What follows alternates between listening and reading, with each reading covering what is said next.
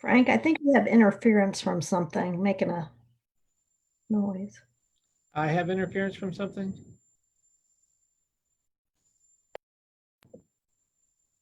Or is it on my end? Does anybody else hear it? A funny squeaky sound. Mhm. I hear it, but I don't now. Yeah, I still The hear it. dog's going crazy on this end.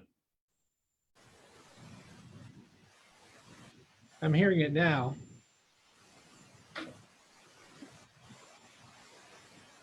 Maybe Mr. Alligood needs to mute.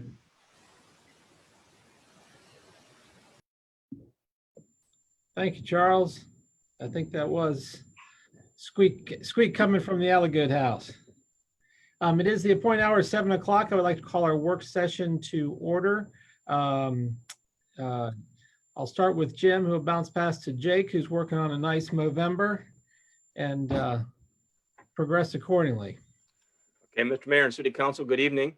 I'm not going to take any time and say much more than introduce Jake, who will go through the two items here on the work session for you. All right, well, thank you, Jim, and good evening, Mr. Mayor and council members. Very pleased to be able to present a positive and optimistic first quarter financial report. Considering all the challenges we've been facing from COVID over the last better part of 2020, I think we have some good news that we can all appreciate tonight. I'll start out with the general fund. I'll go over general fund revenues and expenses and then pause at that point if there are any questions specifically on the general fund before I move into any of the other funds. So looking at our general fund revenues to the first quarter, still way early to make any definitive claims on property taxes on how that's going to shake out due to collection timing. However, in seeing the cash reports that are coming in from the treasurer's office each day, as well as speaking with the employees in the treasurer's office, we have a very strong collection season so far for the December taxes. Things are going very well, and we don't anticipate any drop off in tax collections as far as property taxes are concerned. Things seem very strong. We did budget, if you may recall, a 2.5% decrease for both real estate and personal property. But at this time, we don't have any reason to suspect that we will have a significant or noticeable decrease in those collections, which is very strong. Other local taxes, which is where we would most likely take our biggest hit thanks to complications and difficulties of COVID. Very, very surprising and strong information to report from sales taxes. Sales taxes really did not drop significantly during even the peak months of COVID. And so far through 2 months of sales tax collections in FY21, keep in mind that there's a 2-month lag in transactions and collections. Sales taxes are up 4% from where they were this time a year ago, which is incredibly strong and somewhat surprising, but very glad to see that. Keep in mind, we did budget a 25% decrease in sales tax collections for the year. Meals taxes are down 10%. However, we budgeted a 40% decrease in meal tax collections. So this is very, very positive news. And again, this is for 3 months of collection so far for August, September, and October collections, given the 1-month lag in transaction to collections. Lodging taxes are by far the most severely impacted local tax. They are down 25% from a year ago. However, again, we budgeted a 40% decrease in lodging taxes. So some positive news to report that things, while they aren't where they were a year ago, they're somewhat better than we thought, which is definitely good news at this point. Strangely enough, utility taxes are up 12% from where they were a year ago, which is some additional good news that we can report as far as other local taxes. Just some of the other miscellaneous revenue categories: permits and licenses. Building permits are a good bit higher than they were this time a year ago. That makes up the largest difference in that category of revenue. Fines and forfeitures are falling a bit behind. Revenues from court fines and all of that is a little slowed up due to the backlog in court dockets, and take a while for that to kind of shake out. But that is behind typically where it is at this time of the year. Just another difficulty from COVID that we're navigating. Revenue from use of money and property, so interest earnings and investments. This is one area that is definitely taking a hit. Investment earnings continue to be sluggish. I monitor our interest rates for the LGIP and for our money market accounts, where a lot of our operating cash is held. They continue to be significantly below where they were pre-COVID. So this is something we'll try to keep an eye on as the year progresses. Hey, Jake, relative to that line item, what did we budget? What rate of return? Well, I can't speak to exactly what rate of return. I do know that pre-COVID, we were seeing about 2% roughly, maybe not quite 2% on the LGIP. So the total budget for interest earnings was just shy of $300,000. And as you can see, we're only about $30,000 in revenue, which is 10% so far. So we've got some significant ground to make up. If you're just going on a straight line method, we should be around 25% through 3 months of the fiscal year. So a good bit behind where we should be, but we'll continue to keep an eye on that, and hopefully interest earnings will improve over the back half of the year. Don't count on it.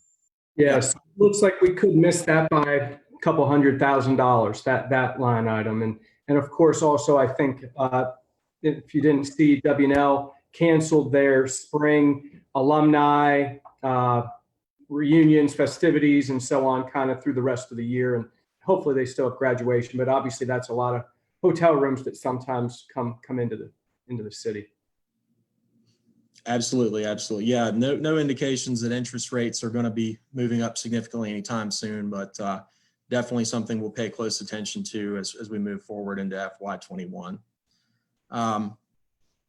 Charges for services. This category is about 17% of budget. Rescue fees have taken a pretty big hit from last year. There just simply hasn't been the call volume that we've seen in previous years. As well as I think looking back over the past few years, this category may have been somewhat over budgeted. So we'll monitor this as well. I have applied for some additional funding through the Department of Health and Human Services. We did receive some earlier this year from the Provider Relief Fund, which is for healthcare providing agencies, which includes rescue services such as Lexington Fire and EMS offers.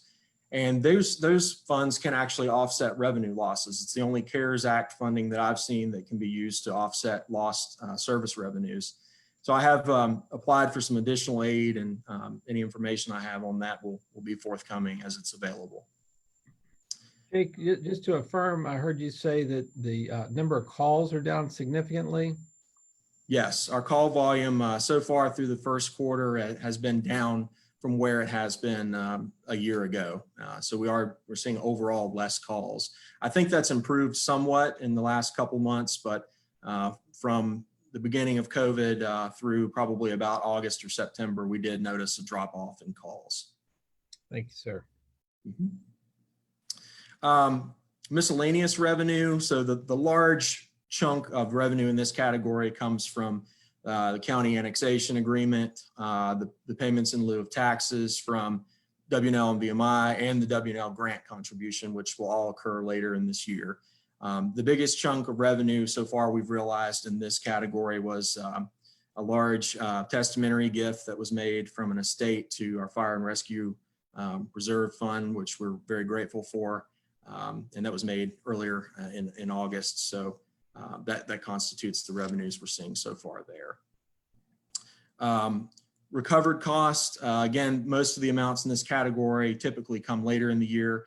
We did have about $30,000 in insurance proceeds. We had some lightning damage to Campbell Lane pump station and a little bit at the firehouse. We've had some insurance claims over the first few months of FY20, and that revenue represents the adjustments from that.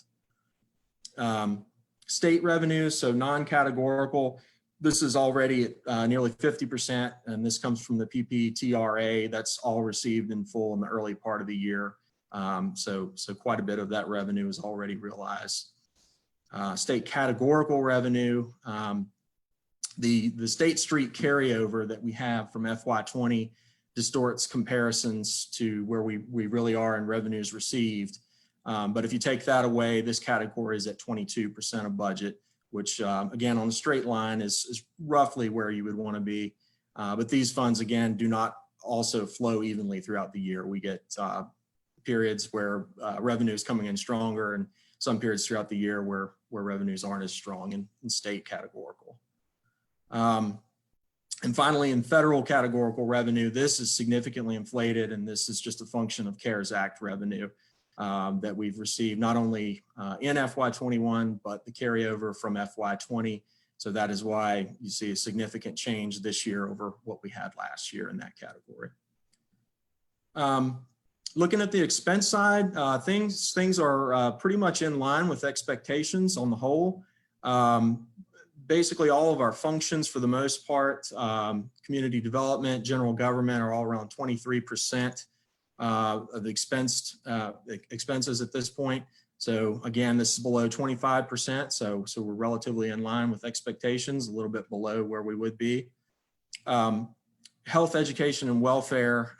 This is again a category where expenses aren't as even throughout the year. So nothing surprising there with being at 19%. The same with judicial administration as well. This is only billed annually by the county, so that explains relatively low expenses through the first 3 months. Leisure services is at 34%, and this includes agency contributions and also includes the lodging taxes to the VHC through the IDA. So this is a little bit higher. This is 34%, but again, this is a timing issue due to these payments being irregular throughout the year. Again, non-departmental is another timing issue. This includes debt service payments, which are not even throughout the year, as well as transfers to other funds. Those occur on a quarterly basis, but that category is not evenly realized. Public safety is at 21% of budget. Again, there's some upcoming costs later in the year. It is to note that reimbursable CARES expenses that we've realized so far this year are captured within the public safety function. And costs for the jail to support the regional jail are only reflecting 2 months of service through the first quarter. Public works and State Street accounts are unusually high, 67%. That definitely jumps off the page at you. That's due to significant paving operations that have already happened in the first 3 months of the fiscal year. We do still have the entire State Street carryover that no appropriations have been requested from to this point. Staff, we're still working on some plans for utilizing those funds, and we'll bring those forward when ready for appropriation requests to council. So overall, expenses are around 31%. And about 100,000, a little over 100,000 greater than last year. A lot of that's primarily due to the State Street expenses that I just mentioned. So overall, pretty pleased. We're seeing some revenues that are higher than we anticipated. Property tax collections aren't slowing down noticeably, and expenses seem to be pretty much in line with expectations. So some good news. It's early, but some good news for the general fund through the first 3 months. And I'll pause at this point if there are any general fund specific questions. Always nice to get out of the starting gate in a better shape. Members of council have any questions? Comments? Hearing none, carry on. All right. Thank you, Mr. Mayor. So moving on through to the school fund, and taking a look at school fund revenues first. Revenues seem to be in line with budget at 22% overall.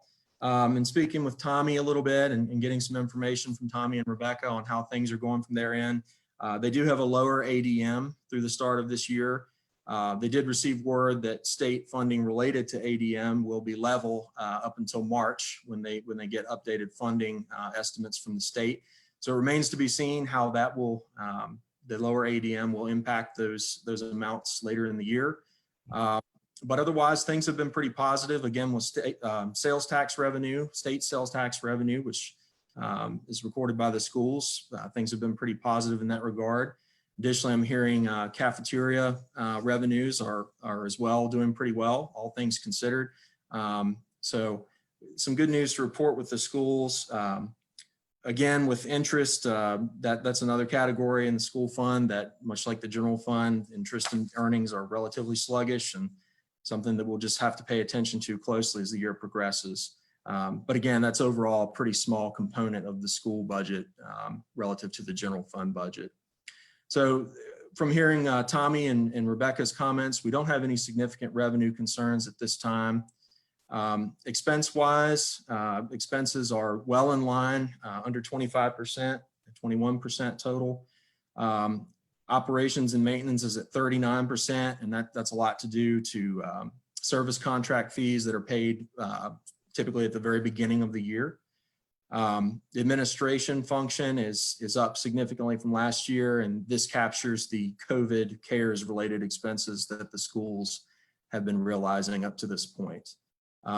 Technology is also slightly higher because of expenses related to remote learning and facilitating that throughout the first quarter of the year. But overall, no significant concerns, and expenses are in line with expectations.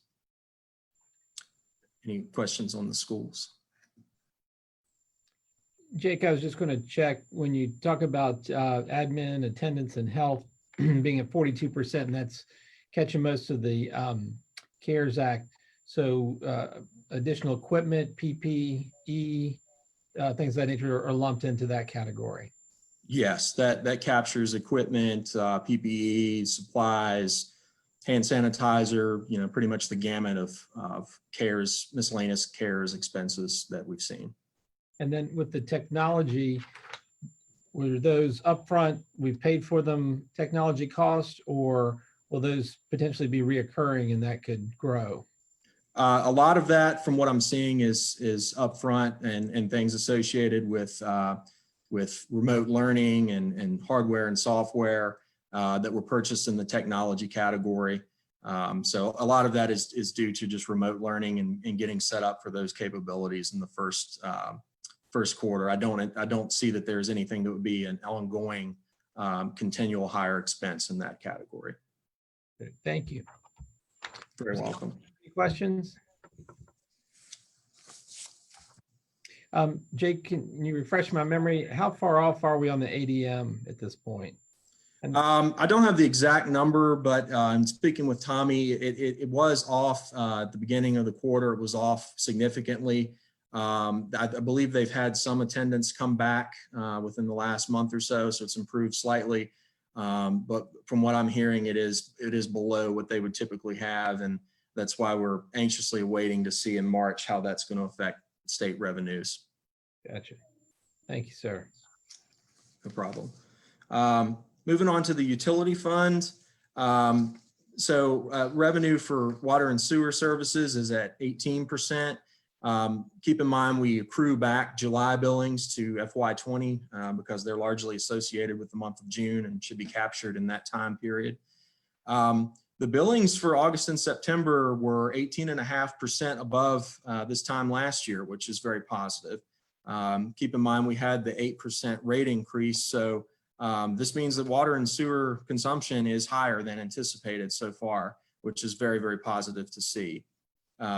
Again, other revenues, other miscellaneous revenues are at 25%, with relatively small category of revenue in the utility fund. Utility fund expenses, a large chunk of the expense budget in the utility fund is for capital projects in FY21 for Diamond area sewer projects. And if you remove that completely from the utility fund budget, operating expenses, looking only at operating expenses, are right at 25% through the first quarter. So, and this does include the MSA first quarter water and wastewater wholesale payments. So we're very much on target as far as expenses go in the utility fund. So some good news there so far. Jake, just to take you backwards for a second, the utility fund revenues, we've had higher water usage. Yes, we are seeing that water usage is above what we had budgeted. So again, taking out what we factored in for the rate increase, obviously, returns are going to be higher because of the rate increase. But if you take that out, we still have about 10% higher revenues than we did a year ago. So water and sewer usage is up from where we were. And it's also worth noting that now that we've transitioned to monthly billing, with the zone billing, you had months of really high revenues and months of really low revenues. And now we're starting to see that stabilize and be a lot more even across the board, which has drastically improved cash flow for the utility fund. So pleased to see that so far. Very good. Seems like the populations are down at VMI and WNL, however, slightly, but just odd that I guess people are staying at home and maybe taking longer showers. Exactly. I think a lot of that, as you said, has to do with people are staying at home more and possibly working from home. And in doing that, you're probably going to use a lot more water when you're staying at home. So I think that could definitely explain a good portion of that. Thank you, sir. How closely is the water that we're purchasing from MSA correlating with the usage that we're billing? Relatively close. Again, last year, once, as we reported late last year, that once that significant water leak was rectified over at BMI, that was a significant amount of water that was being lost in the system and charged by MSA. So far from everything I'm seeing, water usage and water purchase from MSA are relatively close, which is good. Thank you. I think fixing that leak took a large part of that lost water out of the equation for us. Good to hear. And then finally on my report, just to touch on the equipment replacement fund. Again, we cut contributions to equipment replacement by roughly half this year, but we still had a few bits of activity in this fund. Our revenues from Rockbridge County for their share on fire and rescue vehicles have been 100% received through the first quarter. Revenues from the general fund are at 25%. Again, this is a quarterly transfer, so exactly where you would expect that to be. And again, the same from the utility funds transfer, which occurs on a quarterly basis. As far as expenses, we did have that sewer jet that was carried over from FY20 that has been received and expensed at this point. Additionally, there are two other items, and you'll see on our budget amendment ordinance that we were requesting appropriations for. As you may recall, we had an ambulance that was in a serious crash back in May and was a total loss.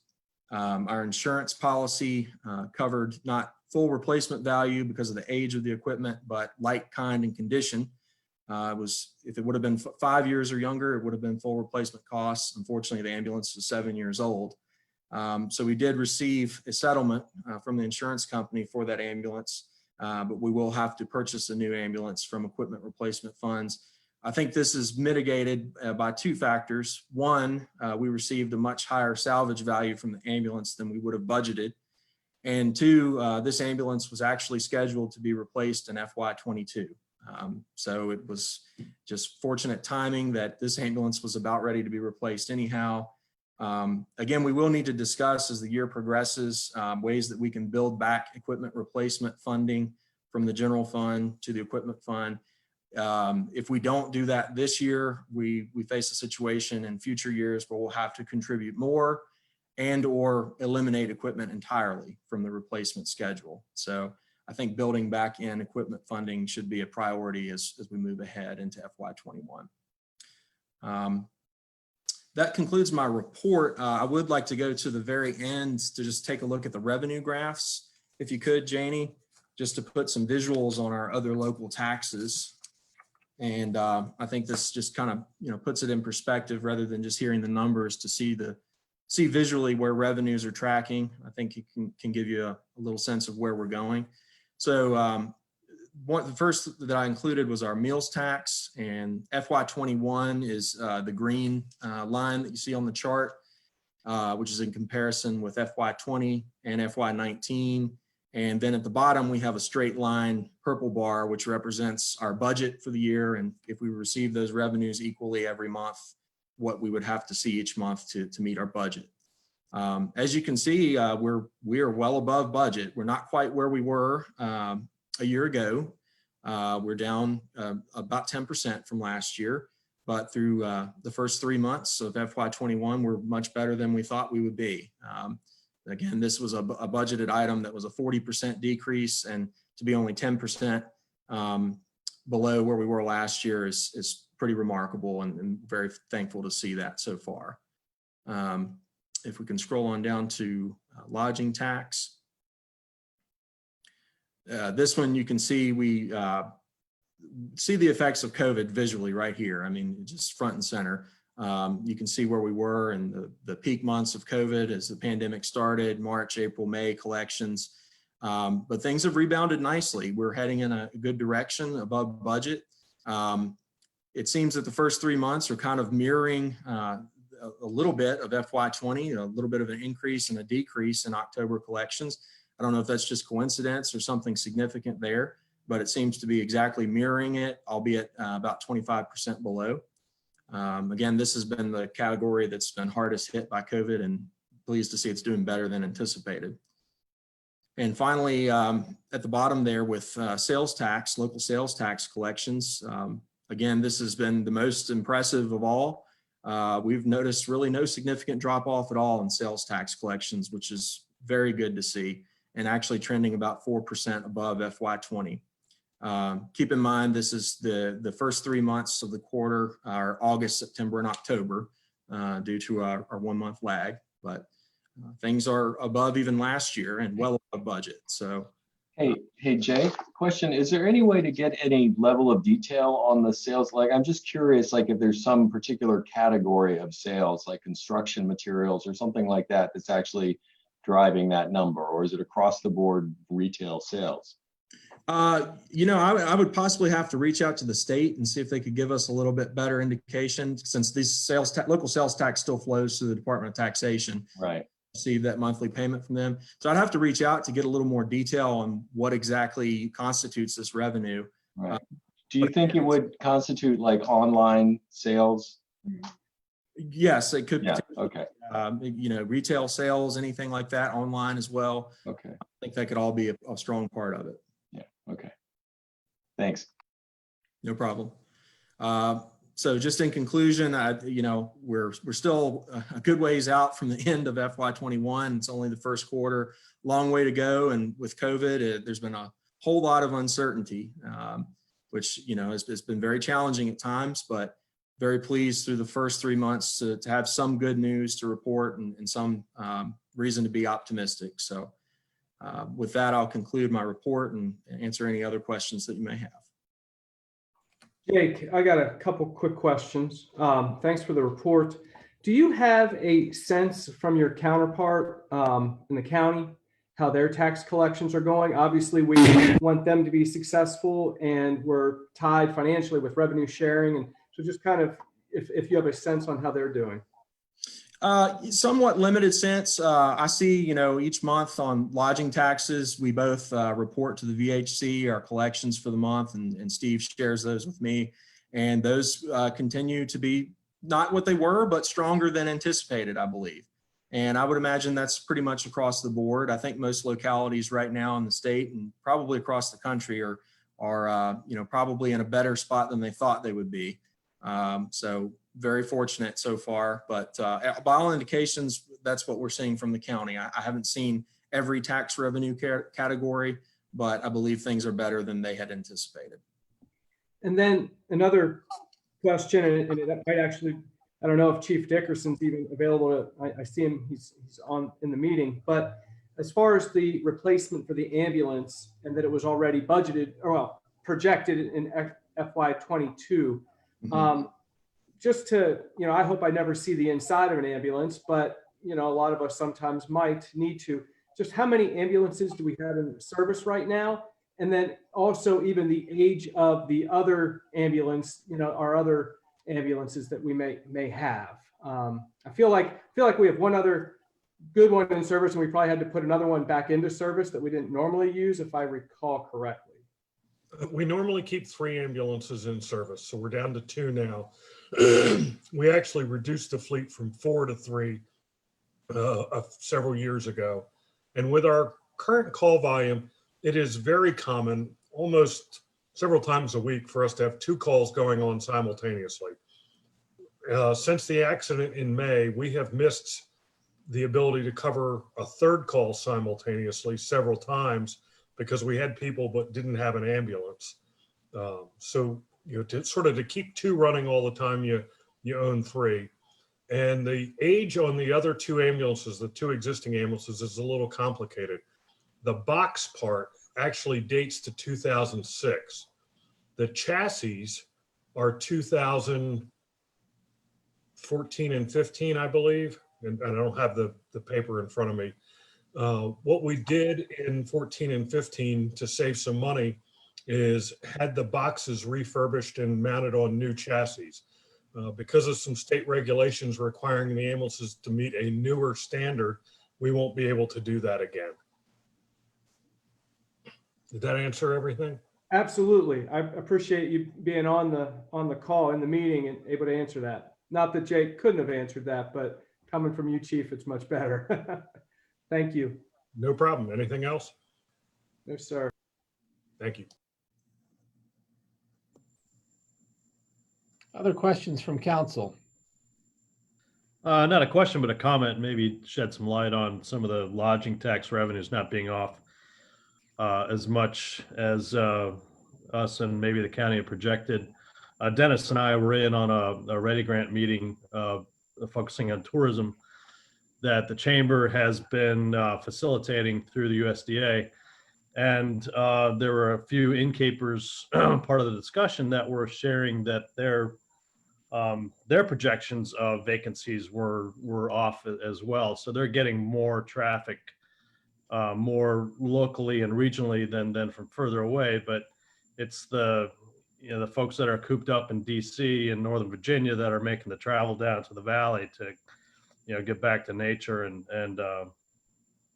get that fix and keeping it close by, and we're close enough that they can take advantage of it, and maybe that's contributing to the decrease in offset of those revenues.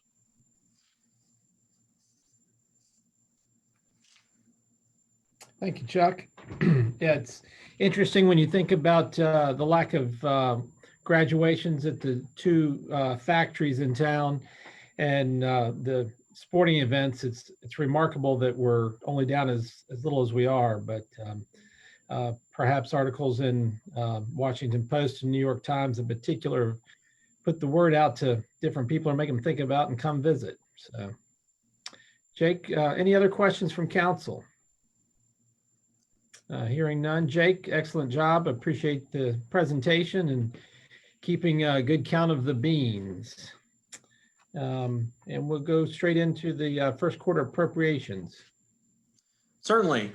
So we'll again have a public hearing on this during the regular session, but just to discuss in advance of that, these are the appropriations that we are requesting after the first quarter of FY21, and I'll run through these with you. For the general fund, an item to note, there is $305,000, roughly $306,000 of additional FY20 surplus that's available to us. This is due to difference in methodology on calculating State Street funds. I'd originally, back in the summer, when doing our carryovers and closing out the books, overestimated the amount of State Street carryover that we have. Different methodology on how to calculate that, and working with auditors found how Gary had done it historically.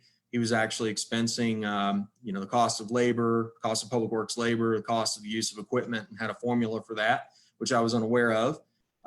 So as a result of correcting that and pulling some away from State Street, we have $305,981 in additional surplus that we can carry over into FY21. We are applying this and amending it to the budget as additional carryover revenue, but at this time we're requesting no expense appropriations corresponding to that. And again, this is something that we will certainly discuss down the road as we progress in FY21 on ways to potentially build some of this funding back into our budget. But at this time, we're not requesting any appropriations of these funds to our expense budget. CARES-related appropriations that were still lingering out there. $40,855 represents the city's cost share of CARES expenses at the courts and for the regional jail. So we are requesting an appropriation from CARES dollars to cover those expenses. $6,797 for CARES-related facilities modifications at the police department. I believe they were protecting their interior a little bit more, the entryway, and building in some plexiglass and some barriers to protect personnel in there from people traveling in and out of the building. $37,000, which was previously allocated to the school fund for technology-related CARES expenses. We will need to make that appropriation as well. And additionally, $130,000 appropriated or previously allocated by City Council for the second round of small business grant funding through the IDA in Main Street, Lexington. This will need to be appropriated to cover that expense. And finally, for the general fund, $138,600. This is for the employee bonuses just recently approved by City Council to cover that expense. This includes the city employee bonus as well as the previously approved hazard pay bonus for public safety and health personnel. So this will be included in there to cover the bonus payments. For the school fund, the $37,000 just on the other side, receiving it, we will need an appropriation to revenue and expense to cover those technology related expenditures. And finally, for the equipment replacement fund, there is $42,467 in additional revenues. This comes from the settlement, the insurance settlement for the ambulance that was totaled. We'll need to add that to our revenues in the equipment replacement fund. And a total of $240,021 in expense appropriations. This covers the purchase of the new ambulance, some equipment add-ons. There was a police interceptor that was purchased in FY20, and the equipment add-ons for the vehicle were not received and realized until FY21. It's about $5,000. And just some minor differences from the final invoicing on the sewer jet. I believe it was about $9 difference from what was anticipated in the final invoicing. And that amount will cover those expenditures in the equipment replacement fund. And I do believe this agenda version is probably the previous one. There was an updated version that was sent out to council earlier this week. I'm not sure if everyone had the chance to see it, but there was an additional appropriation request brought forward for $4,400 to Main Street, Lexington. This is to cover highway signage that we have on Interstate 64 and 81. From what I understand, this was an expense that tourism had absorbed in recent years from the city. And because of their budget cuts, they're unable to budget for it and absorb that expense in FY21. So there is a request to consider that as an appropriation and cover this expense. I think if we don't do that, the ramifications would be a lot more further expense down the road to reapply, to have the signage on the interstate. So it behooves the city to keep those signs up and make this annual fee payment before the deadline. Definitely. Is that a one-time coming back to the city? Because I know that tourism definitely provided some relief to the municipalities in the current fiscal year. Yeah, we actually, when regional tourism reduced their budget, I think by, was it 15%? I think Yes. They made the decision that they would have to drop the regional grants. And the way it was set up was that they had allocated $5,000 to Lexington, $5,000 to Buena Vista, and $5,000 to Rockbridge.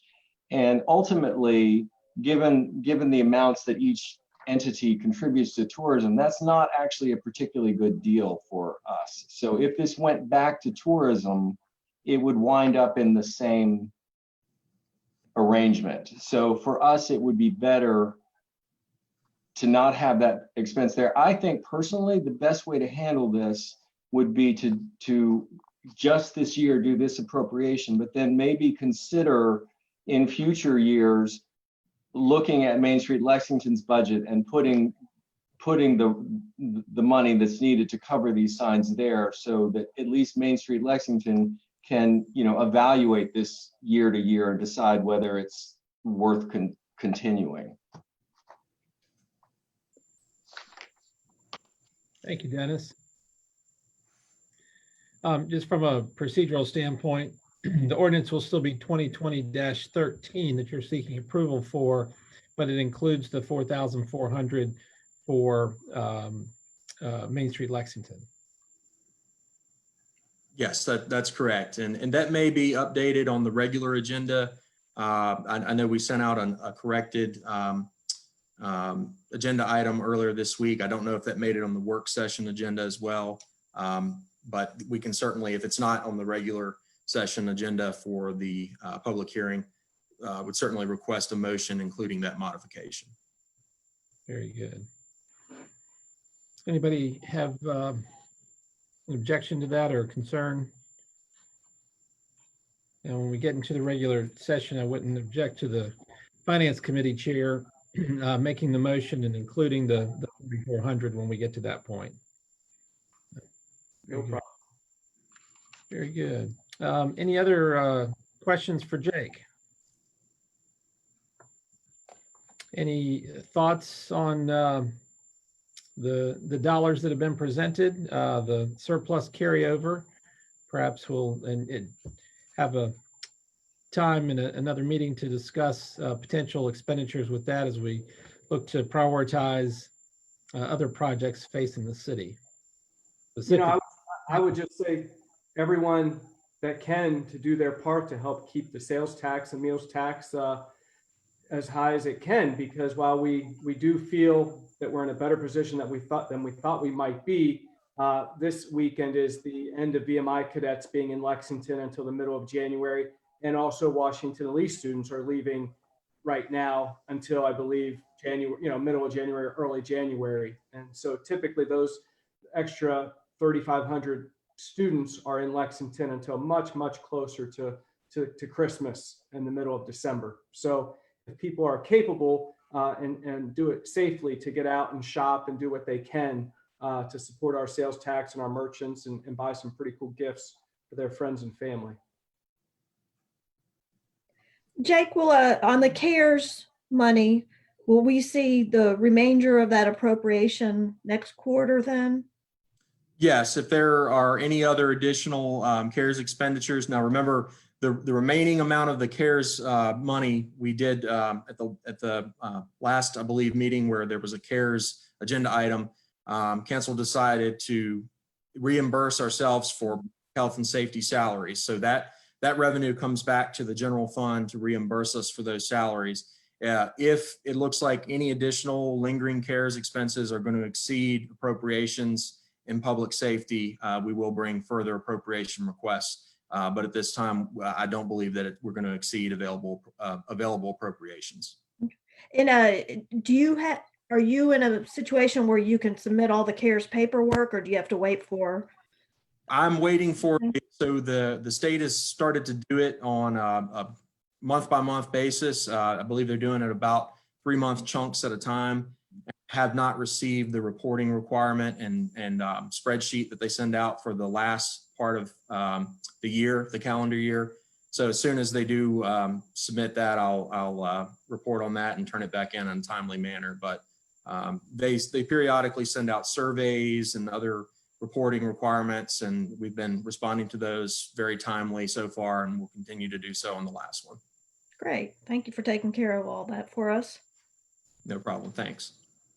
And no concerns about spending our allocated CARES dollars by the December 31st deadline. No, and again, because council decided to the remainder of those CARES dollars to use those for reimbursement of public health and safety payroll expenses, that will be the final reporting of the CARES dollars that will close us out. So no worries on spending that money by the end of the calendar year. all the other checks have been written and stuff paid for. That's correct. Perfect. Thank you. Other members of council have questions? Well, hearing none, we've got a few, 15 minutes until the start of our regular meeting. I'll call this adjournment of this meeting.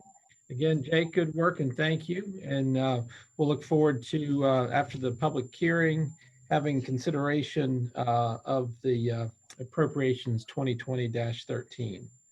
So thank you, Janie, and enjoy the music until we reconvene at 8 o'clock. Thanks.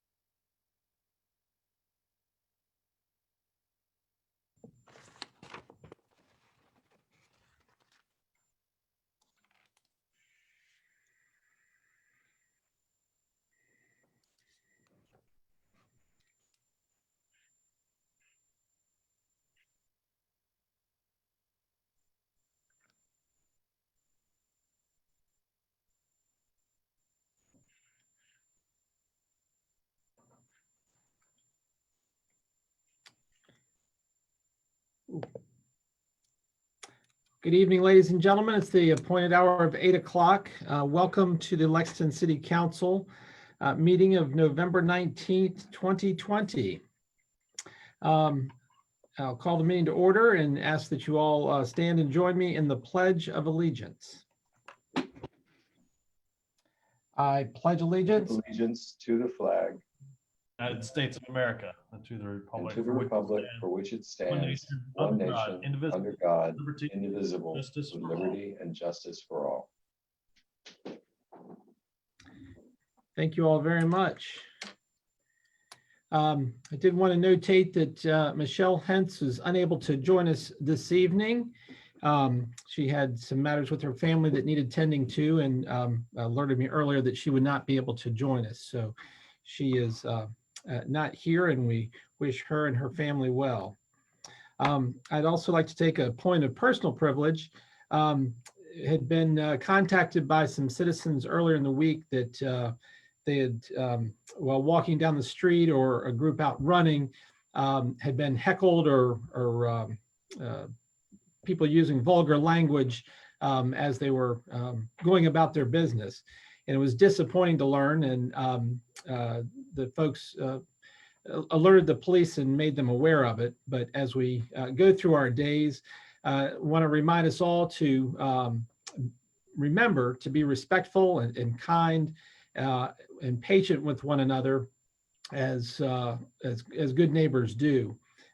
There's no need for hostility. There's no need for hatred or bigotry or racism.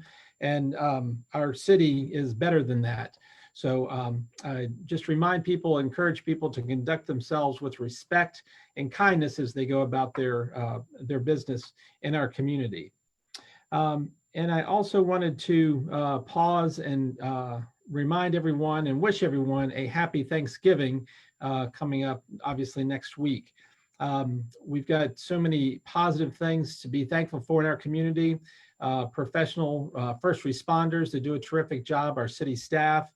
And in light of changes that are going on at the local factories, have great relationships with VMI and Washington and Lee, and wish all the students much success in their exams and happy trails as they go home for the holidays, and hope that everyone remembers to be safe in their travels. I was made mindful on a COVID call earlier this week of the idea of the 3 W's, and that was to wash your hands, wear a mask, and watch your distance. Those simple acts can be very important in minimizing the spread, and more importantly, protecting those that you love and keeping them COVID free. So with that, I would go to the next item as consideration of the agenda. And Councilman Smith had contacted me and wanted to add a recycling report, which I'm glad to do under reports and communications, and number 8 be recycling. And didn't know if there's anything else or modifications that council wanted to consider. Hearing none, we will adopt the agenda with that addition of number 8 under reports and communications. Next item is public hearings, and the first one is 6.1 public hearing and consideration of ordinance 2020-12. And I'll call on the city manager to introduce this topic. Thank you, Mr. Mayor and City Council. This amendment that's being proposed is brought to you this evening for 2 reasons. Primarily, the first reason is the current city code does not broadly permit the city manager or city staff to reduce the water or sewer portions of the utility bills, except when there is a leak or excessive use of water and the water does not enter the sewer system. At that point, we can give 100% reduction because we have no cost for the sewer portion of the bill. Since it doesn't enter the system, the MSA doesn't charge anything for treatment, there is no cost. However, in the other cases, when water is used and it goes into the system, we currently charge 100% of both the water and sewer bill. And in the former situation where the water does not go into the sewer system, we do charge 100% of the water bill. And there is no ability in the code for the city manager to reduce those amounts. There had been some belief that that was the case, but this summer when council passed a similar amendment to the code and changed the billing cycle from bi-monthly to monthly, DPW Director Jeff Martone, City Attorney, and I sat down and looked at the code, and it became very clear that there was not that authorization to make reductions of that nature. And when I found that out, I believe I'm ethically and legally bound to abide by city code. And so that was what we did from then on. We didn't make any reductions in those cases. As I went through the summer and experienced some of the cases that came before me when excess water use amounted to very large bills in the hundreds of dollars, several that were over $3,000 and one that I knew was over $5,000. I saw the impacts that those bills had on our residents, the financial stress it put on them, the financial hardships they endured. And I started looking at these things a little differently. You know, I'm a kind of person who I believe that fiscally we have to be very conservative, and we have to look at making sure we can fund our operations. But you have to, at least in my view, offset that against what else are we here for? We're not here just to collect taxes and revenues. We're here to create community. We're here to help create a financial atmosphere for our citizens so that they prosper. We're here to build quality of life in the community. And you have to weigh that against just the financial aspects of collecting every dollar that we can get our hands on. So as I bring this to you tonight as a proposal and a recommendation, what I've put on in the ordinance for you to consider is that in the case where water does enter into the sewer system, we would still give the 100% reduction in the sewer bill for the reasons I mentioned earlier, but we would also give a 50% reduction in the water bill. In the case where it does not enter, in case where it does enter into the sewer, we would give a 50% reduction in the water side and a 50% reduction in the sewer side. Now, based on that, our MSA rates are approximately 49% plus of our total billing. So we would not actually lose any money on the rates. We just forego revenues. So I bring that to you as my recommendation. I think both principles are very valid. The financial principle of watching for fiscal responsibility and paying or having them pay, the customers pay the bills that they are supposed to pay. You know, we've done that in the past. They use the water, they can pay for it. But I also believe there's an offsetting value or principle in creating community and contributing to the community in a very positive way. So anyway, that's the recommendation I'm making. You as City Council have the opportunity to say, vote one way or the other based on either of those principles or beliefs. And you also can reduce the percentage reductions that I have put into the ordinance for you to consider this evening. Any questions from the council or mayor?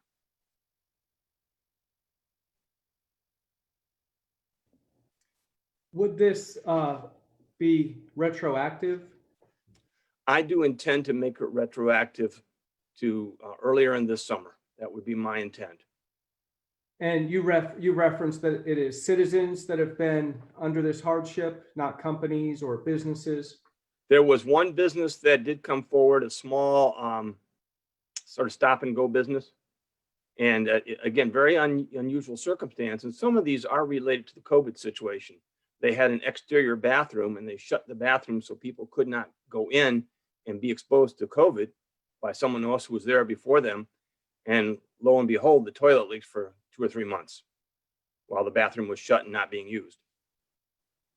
I think it's worth notating that we've corrected a big piece of this. Number one, with going from every 2-month billing to monthly billing, so people are alerted much sooner.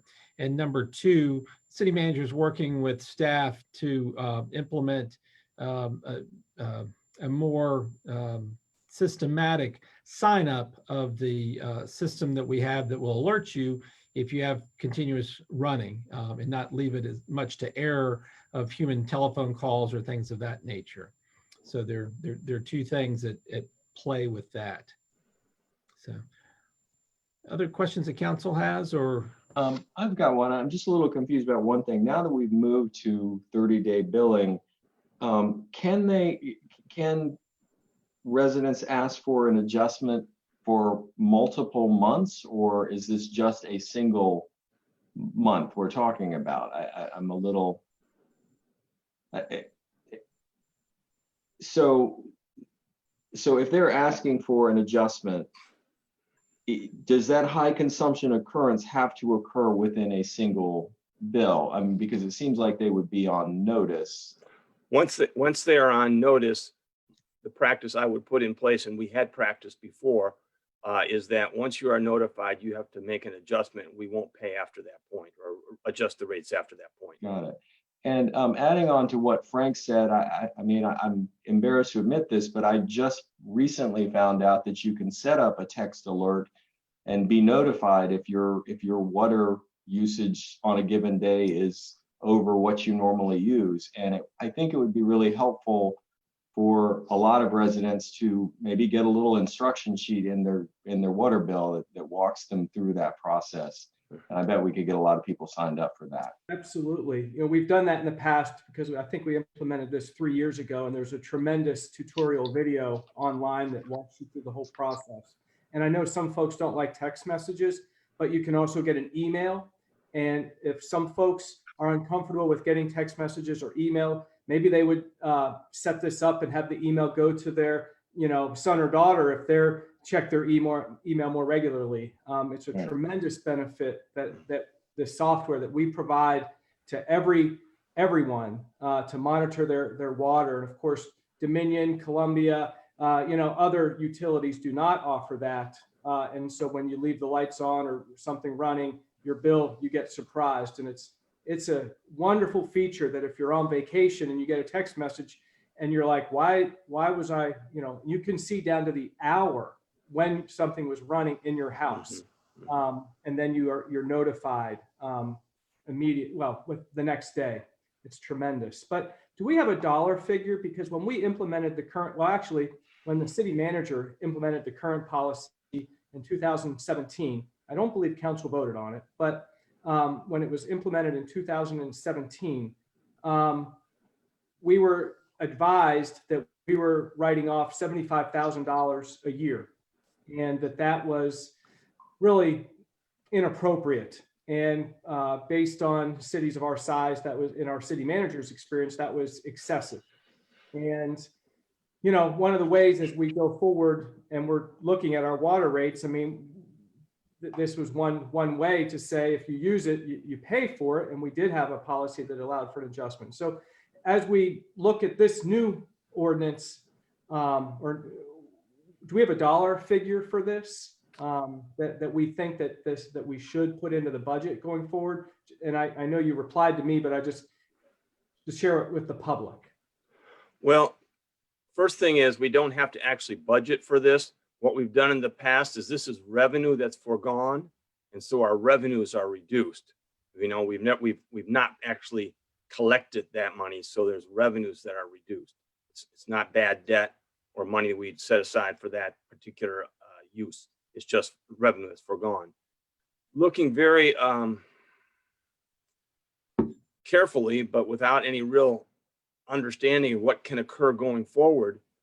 In the past, what we've seen is $25,000 a year potentially for this kind of overcharging, if you will. I shouldn't say overcharging, excessive use of water. As the mayor said, though, as we put in place the ability to warn people or notify people of their usage, that should go down pretty dramatically over time. You know, when you know that day, as you said, Mr. Siegler, when you know that day or the next day that your toilet is running, you're put on notice that you need to fix it at that point. David, you raise a good point, and I remember Mike Kennedy looking us all in the eye and saying, you know, this is a big deal. And the simple policy at that point was if you had an excessive water bill, left the hose on, forgot to turn it off for a week, if you had a leaky toilet, whatever, I would just call Public Works and they'll take it off your bill. That practice is gone. And this should, it'll be interesting to see what we do have, but I don't think we have any data to suggest this is what it'll be looking like. And again, the greatest improvement I think that we've made was switching from billing every 2 months, because if you don't get a bill for 60 days and you've got the leaky toilet or issue going on and you're not aware of it until you get that bill, it'll be reduced as well. But I applaud your keen eye and good memory for being sensitive to this, so that we are most efficient and pragmatic and equitable to all the participants in our utility fund. And I hope that we do reach out to the largest users of water to make sure that they are using this service. I mean, I know that it's unrealistic to expect every single resident to sign up for it. But I think we know that there are some companies in the city that have full-time employees that could easily sign up for this to make sure that they are not a victim of a leak going for days and days and days. So because ultimately, you know, water that's consumed or used, people should pay for. So I really appreciate you being sensitive to the residents and bringing this forward. You know, I always like to try to model a policy or an ordinance after another city that has something that works for them. And so I've looked at Stanton, I've looked at Waynesboro, I've looked at Rockbridge County, I've looked at them all, and ours is a little bit different. And I know this was more of an in-house developed policy based on your experience. And so I appreciate that. And I will say, and as I've been an advocate for all 3 years for this software, to receive the text messages and the emails, that, you know, I can point to between 2:30 p.m. and 6 p.m. on August 26th, when I used 850 gallons of water in a matter of 3.5 hours. And I usually use 77 gallons of water a day. And I used 850 gallons of water in 3.5 hours because somebody in my house left something running. And so I hope that the rest of the residents of the city get on board with this software, because it's tremendous. We're paying for it, and I hope you use it. Well, Mr. Siegler, we're requiring now every new customer to sign up for it and use it automatically. And then again, I plan to work with staff to figure out methods for contacting each and every customer to the extent we can and making sure that they're on this system. Might take some time. We have several thousand customers. I know. I appreciate it, Jim. Thank you very much for your work and staff's work on this. And one thing that gets a little more attention on the consumer side, besides an insert in your water bill, might be a hang tag on your doorknob. I think they're more visible. They get more attention from the homeowner, and that may just, you know, be enough to get them on the computer and get them signed up. I would be supportive of that kind of measure, as well as, in addition to the new customers signing up on the portal, I don't know if you want to try and insert this language somehow, but in order for a grievance to be filed, that portal needs to be signed up ahead of time. I think our homeowners are responsible enough to make that move. Chuck, I think that's actually in the actual ordinance, in the body. As part of the request, account holders will be required to register with the city's customer portal. I think it's when they file the document to get an adjustment. Right. After the fact. Part of the correction is to sign up for the portal. Okay. Right. Right. Not beforehand is what I read.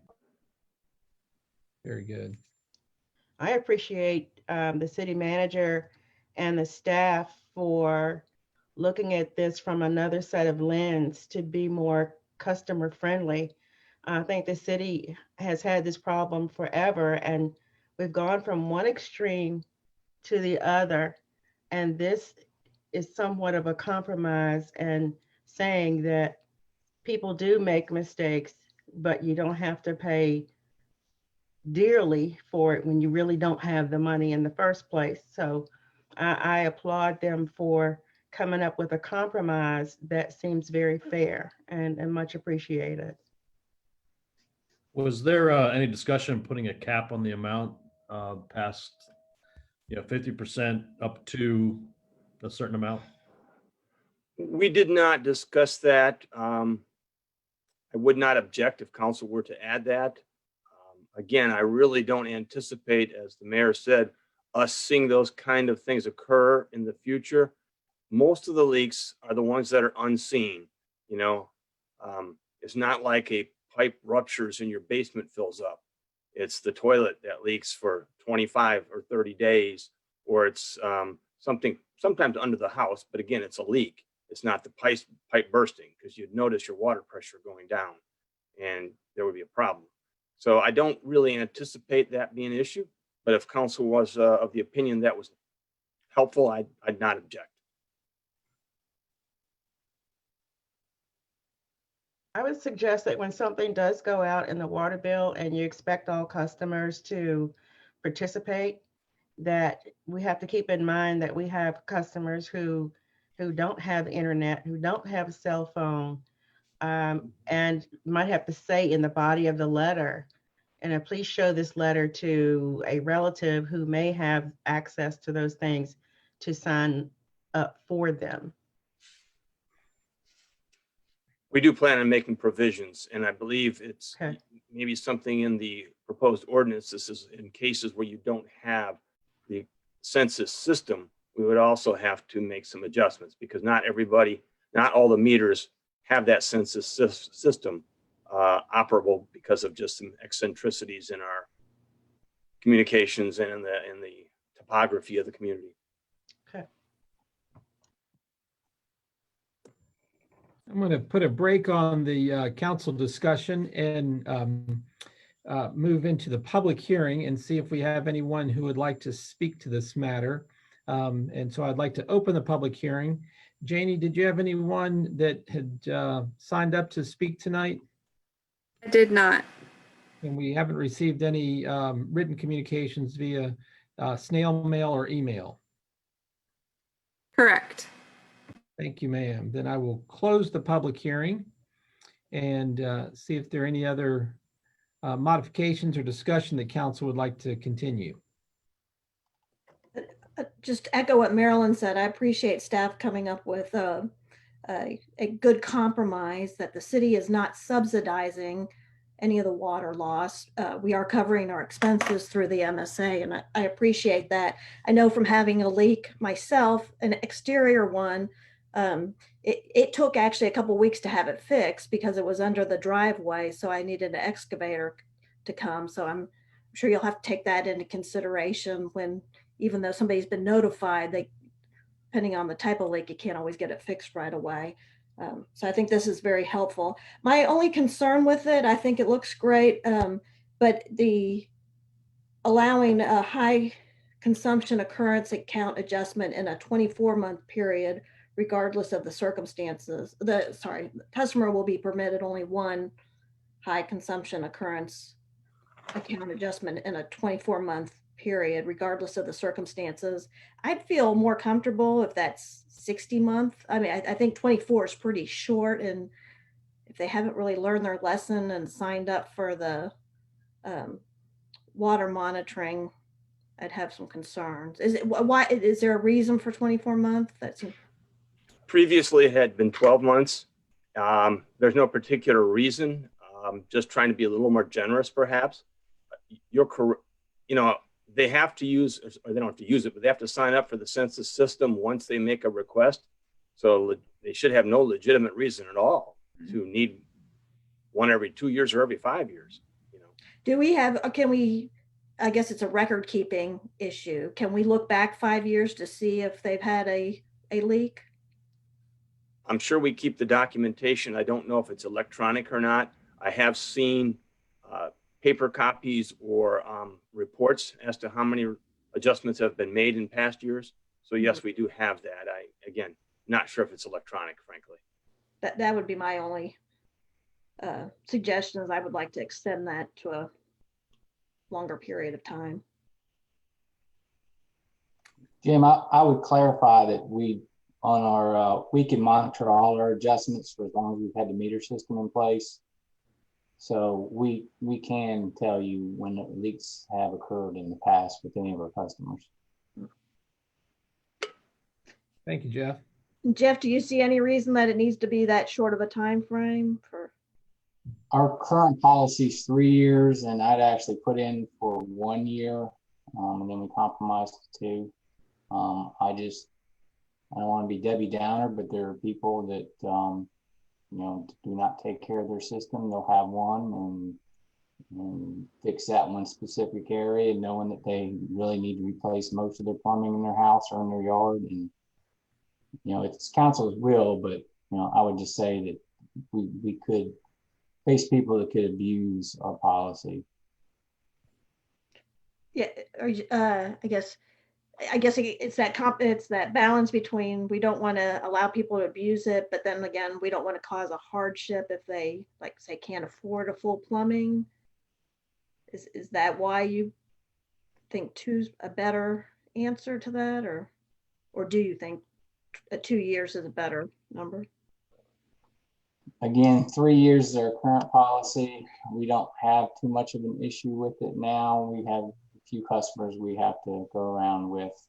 So my recommendation, I would stick with what Jim's already had in there, 2 years. If council wanted to extend it, my recommendation would be not go beyond our current policy of 3 years right now. Thank you. So in the ordinance, it talks about providing paid invoices for materials, talks about other ways of verifying that the work has been done. But there are some other quirky kinds of situations that people may not realize they've left the turn-on valve to a hose, and they could just go and make sure it's cut off.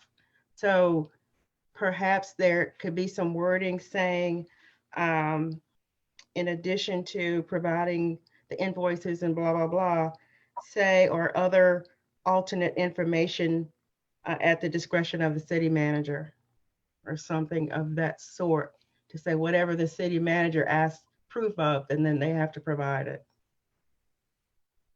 Now, how are they going to prove that they cut the faucet off, or they jiggle something in the toilet to fix it and it took care of it? Just looking at, go ahead.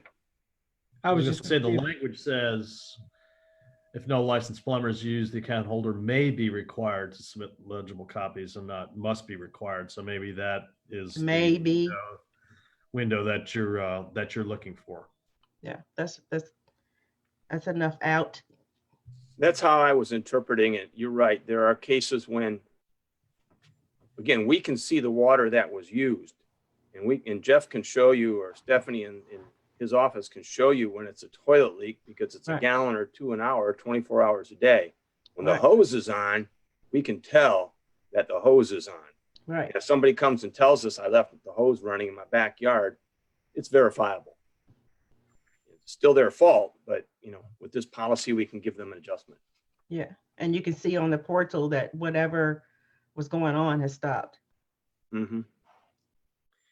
I would suggest that this ordinance is intended to give the city manager the latitude to make an administrative decision based upon the facts before him.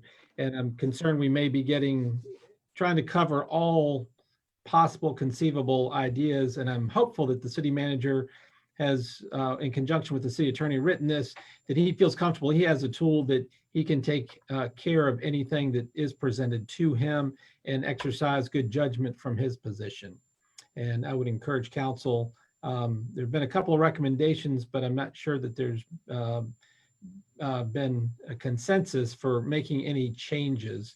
It would encourage you all to consider this ordinance as presented.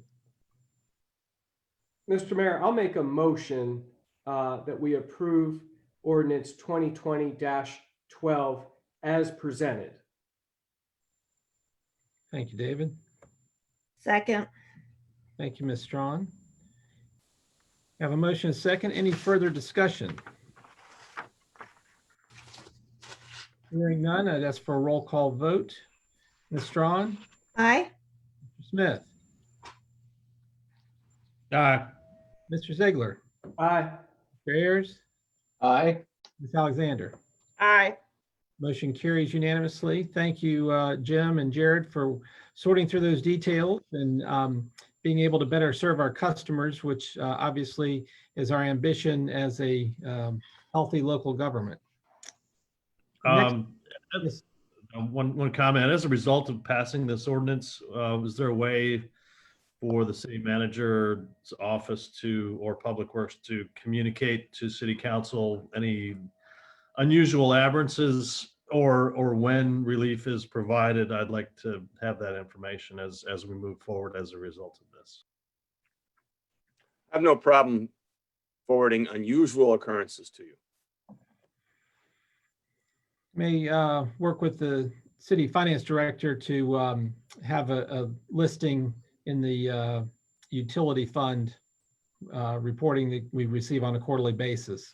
That could possibly be a portion of it, if that's suitable, Chuck.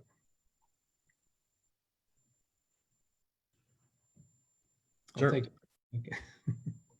Excellent. Any objection to moving to item 6.2? Have the public hearing and consideration of ordinance 2020-13. I'd call on Finance Director Jake Adams to present this item. Thank you, Mr. Mayor, and good evening again, council members. As discussed in our work session, this is our FY21 first quarter budget amendment ordinance for your consideration here tonight. Just to recap the requests that are in this ordinance to read into the record. Budget amendments proposed for the general fund, $305,981 in additional FY20 surplus carryover funding to be added to the revenue budget. No additional expense appropriations from this added revenue. CARES related appropriations as follows: $40,855 for the city's cost share for courts and regional jail COVID expenses. $6,797 for CARES related facility modifications at the police department. $37,000 transferred to the school fund for CARES related technology needs. And $130,000 transferred to the IDA fund for the second round of small business grants in partnership with Main Street Lexington. Additionally, $138,600 for one-time employee bonuses for city employees and public health and safety employees. And $4,400 to Main Street Lexington for the renewal fee for highway signage on Interstate 64 and 81.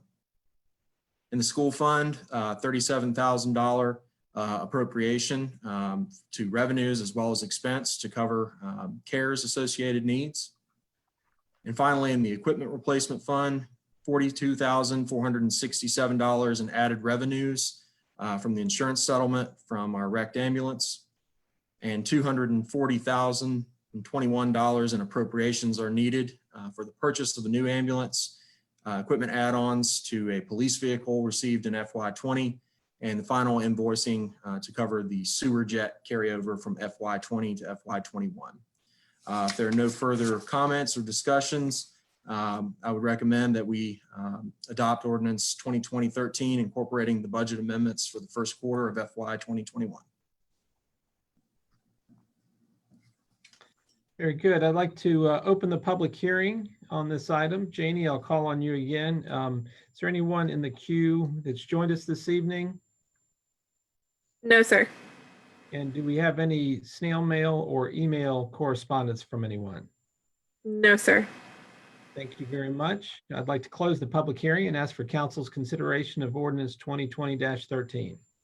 I would like to make a motion that we approve ordinance 2020-13 with the appropriations as presented in the agenda. Second. Thank you, Mr. Ziegler. A second by Mr. Ayers. I'd ask for any discussion. Hearing none, I would ask for a roll call vote. Mr. Smith. Aye. Mr. Ayers. Aye. Mr. Ziegler. Aye. Ms. Strawn. Aye. Ms. Alexander. Aye. Motion carries unanimously. Thank you all very much. And Jake, thank you for the terrific presentation that was recorded. So anyone who'd like to hear our work session on the finances for the first quarter, invite them to do so. And again, thank you for your good work. Next item is consideration of minutes. You have November 5th work session, as well as the regular council meeting. Those were presented in your package prior to. Any corrections or adjustments to those? Hearing none, we will adopt those as presented and move on into citizens' remarks and comments. We are elated and love it when people join us, whether it be live on Facebook, but in order to speak with council in our virtual circumstances, we do ask you to zoom in. And wanted to check, Janie, do you have anyone that is in or wanted to speak during citizens' remarks or items that aren't coming up in the agenda later? No, I do not. Excellent. Thank you, Janie. We'll close our citizens' remarks and ask for council's consideration of the consent agenda, provided the first quarter financial report, approval of tree board bylaws, approval of continued work in Brushy Hills by the Friends of Brushy Hills, and acknowledgement of receipt of the abstract of votes for the November 2020 election. I move to approve the consent agenda as presented and also give a special thanks to the Friends of Brushy Hill for the work that they do. I've been on some of their tours, and between that and the work they do to maintain and promote that park system, it's a huge benefit to the community, and I appreciate all their work. Second. Thank you, Ms. Strong, for motion and comments, and second by Ms. Alexander. Would ask for a roll call vote. Mr. Smith. Aye. Mr. Ziegler. Aye. Ms. Strawn. Aye. Mr. Ayers. Aye. Ms. Alexander. Aye. And I'm sure all of council echoes appreciation for the Friends of Brushy Hill and the trail out there that's very well maintained and a treasure for our entire community. And also a great deal of gratitude for the tree board and the work that they do in our community in support of our arborist. And lastly, as acknowledged at the last meeting, a deep appreciation for all the people that participated in the election, whether you were voting or one of the election officials or the electoral board, who did a terrific and responsible and terrific job handling our election. Next item on the agenda would be unfinished business. I'm not aware of anything under that. And move straight into reports and communications and the Blue Ridge Resource Authority. Mr. Smith. Blue Ridge Resource Authority met on November 10th. We had a brief meeting, the highlights being the old landfill, also known as Phase 1. is our certificate of substantial completion has been executed and sent to DEQ, and just getting a punch list together to fill that out, knock it out, and call it done. Our bond documents with VRA were successful. We got a little bit better rate than anticipated, not unlike everybody else in that pool, including the city of Lexington, with our refinancing. And closure funds will start moving from our cash account into the Virginia investment pool next month. That's my report. Any questions? Hearing no questions, thank you, Mr. Smith. Main Street, Lexington, Ms. Strong.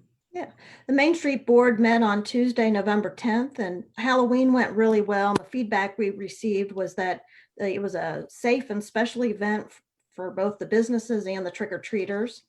The welcome sign out by Tractor Supply, the update of that sign is in progress.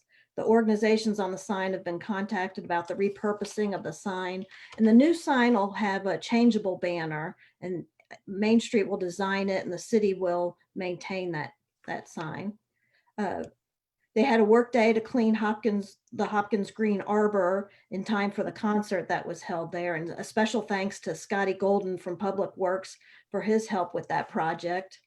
And then on North Main Street, that Garden Triangle project is in the beginning phases in the planning stage. Main Street's been talking to VDOT about their plans for that area before moving forward with design plans, but the plan is to put a garden in that spot. And hope you got your News Gazette this week. There's a holiday guide in here that talks about all the events going on throughout the holiday season, and it has some of the things that are going on. For instance, our candlelight processional will be Friday, November 27th at 5:30, and it'll be on the Main Street Facebook page. And even some of the restaurants downtown are going to stream that as well, so you can see it. But we'll not be doing an in-person candlelight. They can participate virtually through the Main Street's Facebook page. The Love Lux Lotto begins Saturday, November 28th. The Jingle Bell Run will be a month-long event, and a portion of the registration fee will go to the Walker Entrepreneurship Program. And the Christmas parade is a reverse parade, and that will be on Friday, December 4th at 6 p.m. So the floats will be parked along Main Street, and you will drive your car. They'll be on one side and you'll drive your car down. And then Santa and Mrs. Claus will be at First Baptist Church. And the CARES grant second round is in process. The deadline for that was November 15th, and they're reviewing the applications for the grants. We're working on a military sign to match the evergreen sign.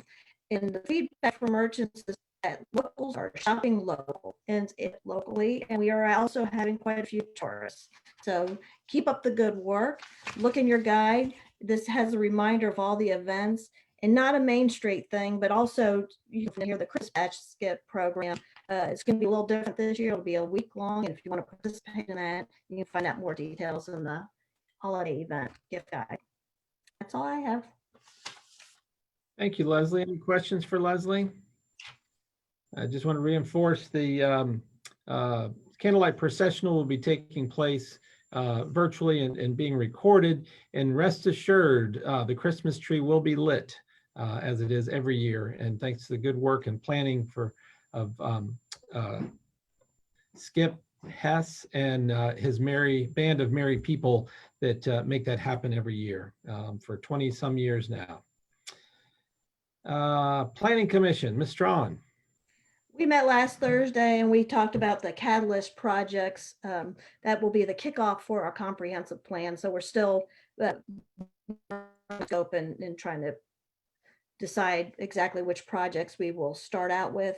And we also had a discussion on our annual zoning ordinance amendments, some definitions, and we made those changes at the meeting. And the Planning Commission was very appreciative to City Council for approving the comprehensive plan, and they felt like the council had fully invested in the plan and had really digested all the information in that. And we're very grateful to the council. And that's all I have. Any questions regarding planning? Hearing none, Regional Tourism Board, Mr. Ayers. Yeah, thank you, Mr. Mayor. The board met yesterday, and the voting items on the agenda were the readoption of the emergency ordinance authorizing electronic public meetings. And also the board voted unanimously to sign on to a MOU with Washington Lee's Office of Community-Based Learning to partner on a student-created installation at the Downtown Visitor Center called Unheard Voices of Black Downtown Lexington. So I'm very excited about that. I mentioned it at our last meeting. Marketing Director Patty Williams shared data compiled by the U.S. Travel Association that tourism revenue for Lexington, Buena Vista, and Rockbridge reached $185.9 million in 2019, so pre-COVID, a 2% increase over 2018. Also, tourism-supported jobs in 2019 totaled over 14,000, while tourism-related tax revenues were 4.5 million. Gene Clark also shared news that we secured a $20,000 Virginia recovery grant, and those funds are going to be used to extend the Small Towns Big Backyard marketing campaign with additional Facebook ads and digital advertising.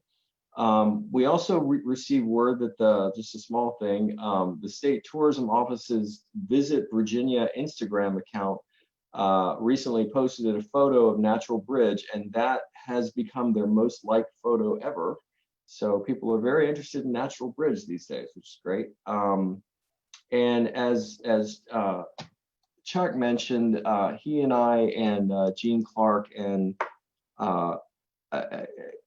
participated in a Zoom call sponsored by the Chamber of Commerce.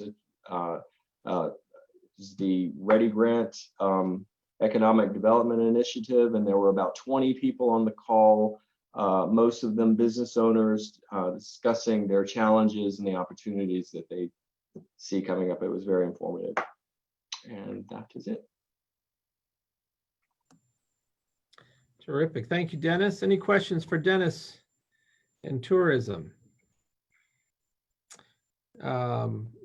Ms. Hentz is not here for Department of Social Services. So go to Mr. Ziegler for RARO. No report. Terrific. And Threshold, Ms. Alexander. No report. Thank you, ma'am. Mr. Smith, recycling.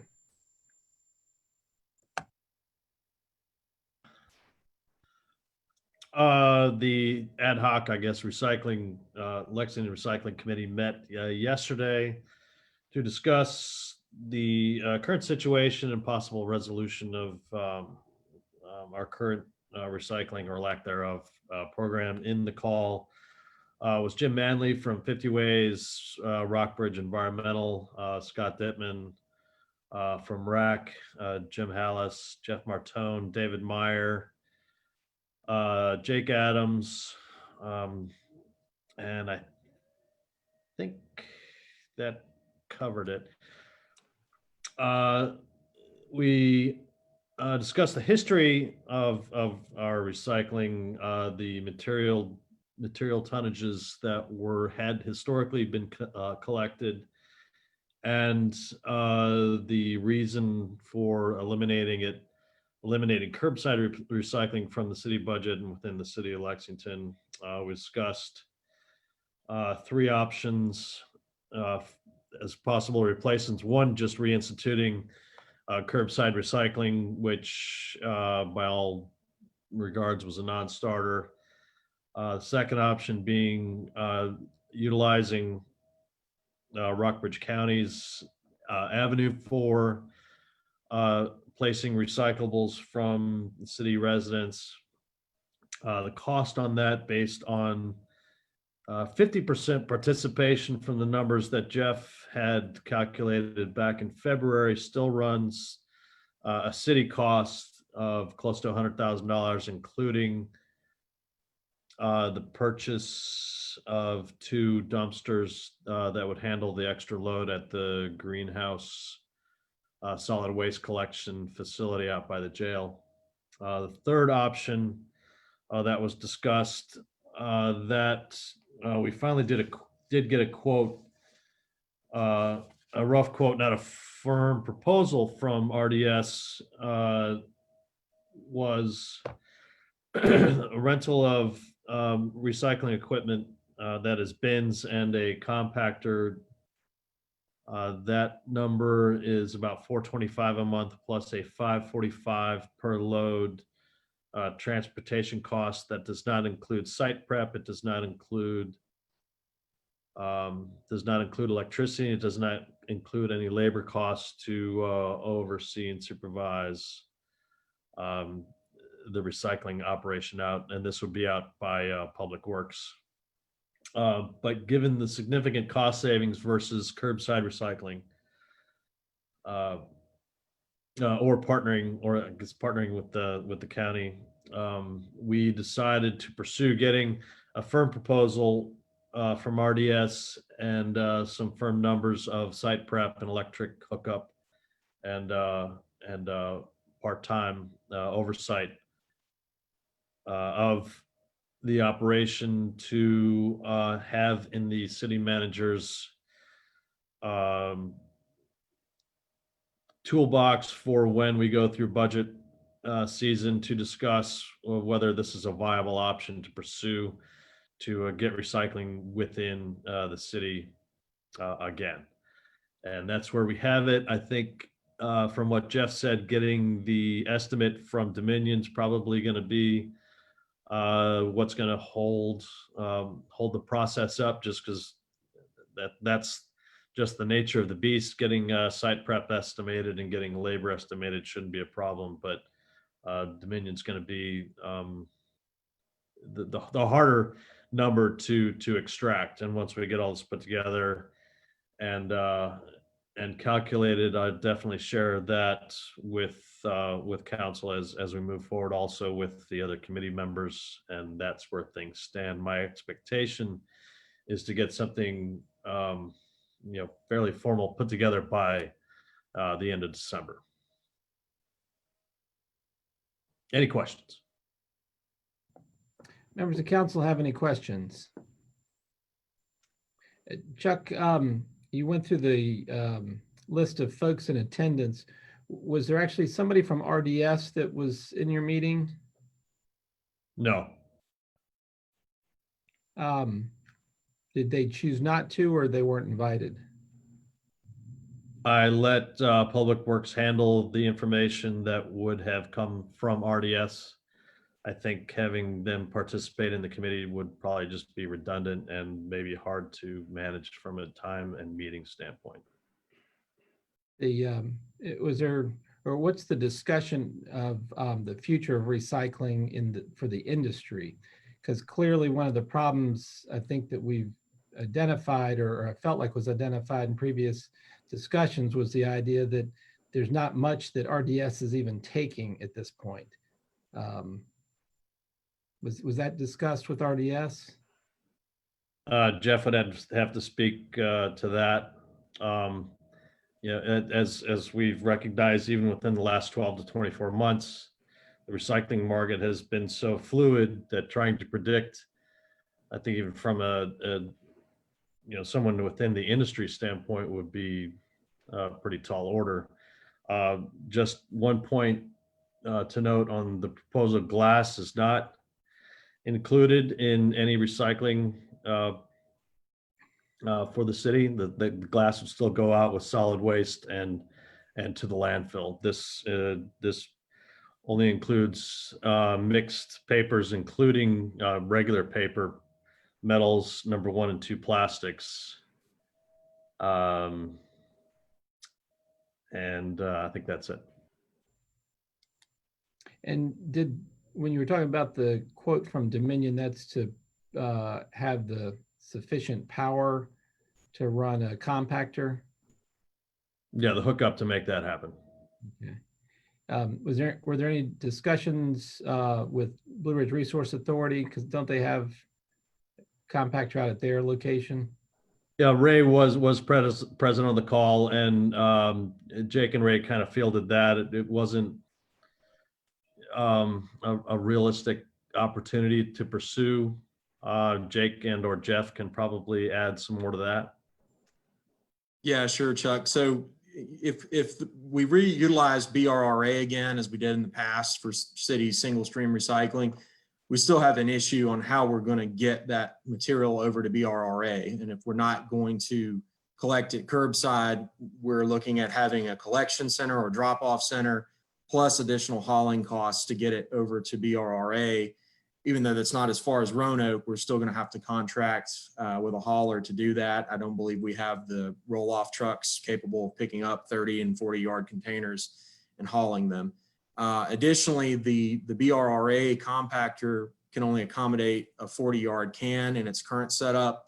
And if you add in additional city recycling tonnage with the county, I think it would overall just drive everyone's share of the hauling costs up, because you would be making more and more frequent hauls to Roanoke.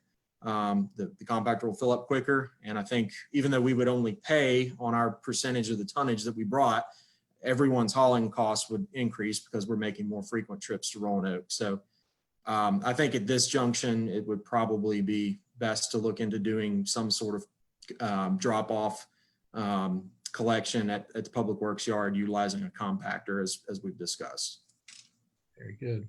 And still too early to have budget impact or costs associated with that?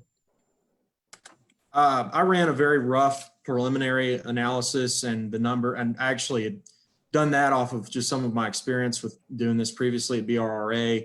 The numbers Jeff then got from RDS were very much in line with my original estimate. Conservatively, if we can get 3 tons of material on a compactor load, and that's very conservative, I think we could probably get closer to 4 or 5, best case scenario. That would be about $38,000 a year in hauling and processing fees to RDS, as well as the compactor rental. And then if you just roughly estimate, if we did hire some part-time help at Public Works to supervise the station and cycle the compactor, you're looking at roughly 18 to 20,000 additional in wages for a part-time employee. $58,000 ongoing operating costs. Say that last ongoing operating cost of, did you say 58,000? Yes, I'm sorry, 58,000. And that's just a rough estimate. I think we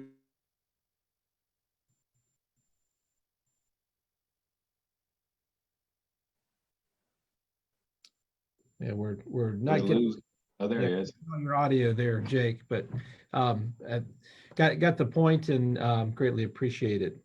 Any other questions for Chuck or any of the staff?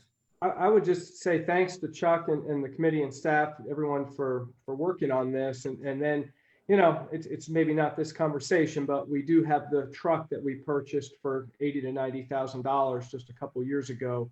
And I assume it's not being used for anything. And I'm sure there's not a great market for those types of trucks right now. But if you know, it should be it's collecting dust, I assume. And if it has a value, I don't know if we should be pursuing that. So I'll leave that to Jim and Jeff to think about that. But Maybe we can turn it into an ambulance. Right. Good call. Good call. Thank you, Chuck, for spearheading that effort. David? No, but honestly, I don't know if that truck does have a piece of the puzzle, in that it can be parked somewhere that people can take their recyclables to it or something. It is a cool truck that is designed for recycling. So. Yeah. Excellent point. Again, Chuck, thank you for spearheading that effort, and look forward to that committee and staff making additional progress to green up our community and support our citizens who have written to us frequently and consistently with wanting a recycling program. So thank you. Next item on the agenda is the mayor's report, and did want to bring forward Liz Ramsey's name for consideration for appointment to the IDA. And my apologies, don't have the dates for the position that she'll be filling. Amy, I don't know if you have that handy. If you don't, that's okay. Would like council's consideration for appointment of Liz Ramsey to the IDA. So moved. Thank you, Ms. Alexander. Second. I'll let the tie go to David and ask for any discussion. Hearing none, roll call vote. Mr. Smith, Aye. Mr. Ziegler, Aye. Ms. Strawn, Aye. Mr. Ayers, Aye. Alexander. Aye. Motion carries unanimously, and we're grateful to Liz Ramsey for her retirement from the public schools, coming and rejoining the IDA where she had served in years past. Will be a great representative. Had received a couple of applications from some other folks, but hadn't fully vetted which position is preferable. So I will be bringing forward some additional names in December for Planning Commission, where we have a vacancy after Camille Miller resigned. And grateful for her efforts and service to the Planning Commission with the comp plan, and look forward to her service on IDA. We also still have an opening on the Community Services Board, and it's on the website, the other vacancies that we have. So if there are folks that are listening and would like to represent the city, we'd love for you to make application online or in the city manager's office. And with that, I'd like to pass it along to the city manager. Thank you, Mr. Mayor. The tree board has already been mentioned a couple times this evening, but I will say I met with the board yesterday. Celia Clark, our city arborist, was present as well. And I found that these folks are a very dedicated and motivated group of community residents who are very interested in making our city greener and having healthier and more trees planted. They have a lot of interest when it comes to trees, and I just want to mention a few because they're enlightening. They'd like to see dead or unsafe trees removed, maintenance of trees in the city of right-of-way, preventing trees from being planted over sanitary sewer lines, assistance to low-income residents who cannot afford tree maintenance, and tree planting, maintenance, and education. So it's a good group, and they're real motivated to keep moving forward on these goals. Most of you may know, but some may not, that annually we do receive a small grant from DEQ for litter pickup in the city. It's not a lot of money, but $5,608 was just provided us this year. And obviously we can use that to keep our city cleaner. Something of more significance and more exciting is that the Virginia Office of Intermodal Planning has just announced that they are awarding grants for a bike pedestrian planning grant, and that is due January 15th. So the time frame for that grant is pretty narrow, and given that we just have a comprehensive plan that is just approved with an emphasis on bike ped planning and systems here in the community, we're hopeful that we might be able to get that type of a grant. We have other activities, of course, in place that also encourage bike and pedestrian planning and uses in the city. So this is pretty exciting. Arnie Glazer is going to put that together for us, and we're going to obviously submit by January 15th. We all know, of course, that the Rockbridge Regional Emergency Communications Center is discussing the replacement of their computer-aided dispatch system in the center. And as a first step, they've just put out an RFP for consulting service to assist the board in making a decision and purchase of a new system should that be the route they take. If they take that route, that consultant could be picked or put in place by 11/23 with a contract signed 11/30. So they're trying to move quickly on that because we do have some problems with the current CAD system. City Council will recall, of course, that last year we had a very successful retreat where Council ranked priorities and established goals for the year ahead. And I'd like to recommend that City Council have another retreat this year. Last year we had it in March. I would like to look at a February timeframe and some dates in February. Primarily, I think it allows us time after the holidays, that is staff, put together materials and other supporting data for any of the conversation that might take place. And it also allows us time to look at 6 months of revenue in the current fiscal year. So we have some idea of how we're doing. And by then we may be able to even see what COVID might be, what might have in store for us in the spring. See if it's getting better or getting worse. And so it'll help us plan financially for what we might want to move forward and consider as priorities. So I'll probably send out a poll to City Council to see what times are available in February. And then if you'd like, we can discuss those in one of the December meetings. So if you have any thoughts on that, I just want to make sure we don't forget it. And again, the holidays are coming up fast. If we don't get it on the calendar, it'll be Happy New Year's and well into January before we think about it. Wanted to alert people on what we might see in the very near future on local COVID cases. They could jump next week. And the reasons for that is typically we have about 100 tests occur in our locality. This week, because of the efforts that VMI and Department of Health are making and some other COVID testing activities or days here in the community, we're probably going to have nearly 600 tests done in the community. So even though the rate might not go up of infection or positives, when you're testing 600 people as opposed to 100, you can probably predict that we're going to have 6 times as many cases reported, potentially. So if that does spike next week, I don't think we need to panic. We need to all understand how come that's occurred. And it's really just a functioning of if you're testing more people, you're going to find more people.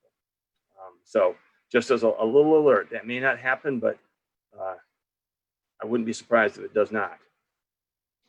Earlier this week, our One of the great things about the testing, though, was you did not need to have symptoms for the testing that occurred at VMI, and previously at all the testing sites, you did need to have symptoms. So I, for example, have had no symptoms. There's no reason, but I took a test. It took me 2 minutes. I'm a negative. But so hundreds and hundreds of people that had no symptoms were tested at VMI on Monday and today. So, you know, just to clarify that previous to this week, you needed to have symptoms to get a test. Thank you, Mr. Sigler.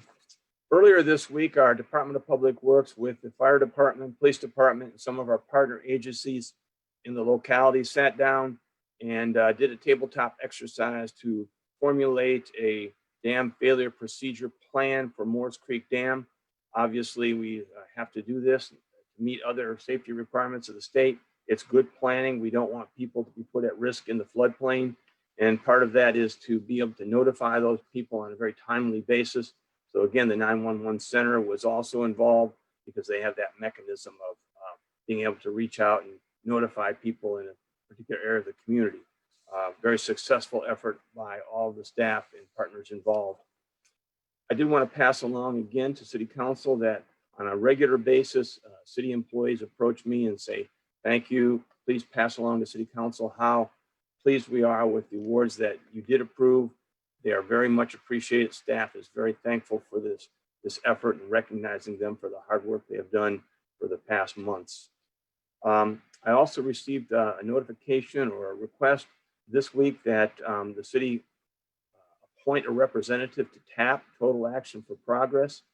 Previously, Police Chief Sam Roman had been our representative. Since that time, we've had nobody in place.